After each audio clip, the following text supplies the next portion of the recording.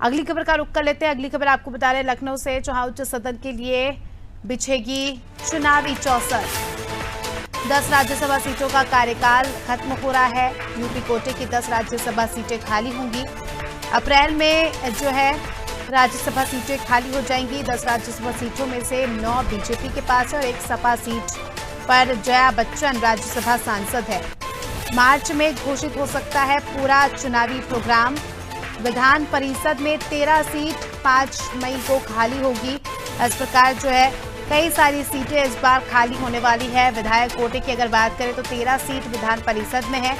बसपा भी इस बार विधान परिषद में शून्य होगी। समाजवादी पार्टी नेता प्रतिपक्ष की दावेदारी मजबूत हो सकती है इस बार, ऐसा कहा जा रहा है। ज्यादा जानकारी लेंगे, खबर को अच्छे से समझने की कोशिश करेंगे। विभांशु लगातार हमारे साथ जुड़ चुके हैं।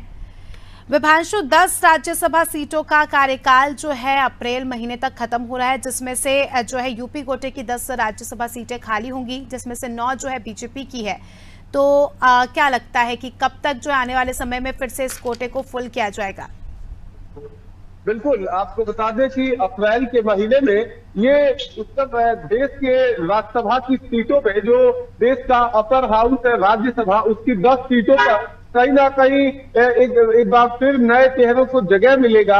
आपको बताया कि अप्रैल के महीने में फिर से एक बार अधिसूचना जारी होगी राज्यसभा की तरफ से, जिसमें से अगर बात की जाए तो उत्तर प्रदेश कोटे की 10 राज्यसभा सीटें हैं। इसमें से अगर बात करें तो 9 सीटें भारतीय जनता पार्टी के पास है और 1 सीट समाजवादी पार्टी कोटे में है, जो कि जया बच्चन जो कि फिल्म में हस्ती है, वो समाजवादी पार्टी कोटे से राज्यसभा सांसद है। उसके ठीक बाद अगर बात की जाए तो उत्तर प्रदेश की लोअर हाउस, उत्तर प्रदेश विधानसभा की लोअर हाउस यानी कि विधान परिषद में भी 13 सीटें खाली हो रही है और 5 मई को इस पर कहीं ना कहीं नामों का एक बार फिर से चयन प्रक्रिया होगी। तमाम दलों के द्वारा अपने प्रत्याशियों के नामों का नाम दिया जाएगा।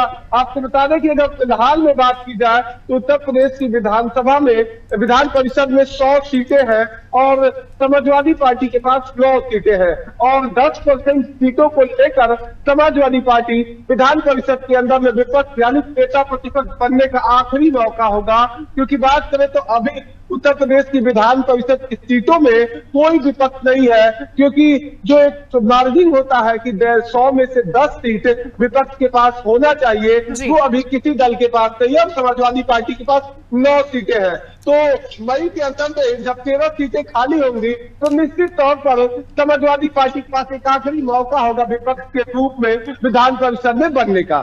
बिल्कुल विभांशु, अब एक और मौका है सभी पार्टियों के पास अपने दमखम को दिखाने का। क्या लगता है कितना कड़ा मुकाबला इस बार हमें देखने को मिल सकता है? क्योंकि जिस प्रकार से आपने भी जिक्र किया कि समाजवादी पार्टी भी इस बार जो है काफी मजबूती के साथ पेश आएगी, तो क्या कुछ माहौल हमें देखने को मिलने वाला है?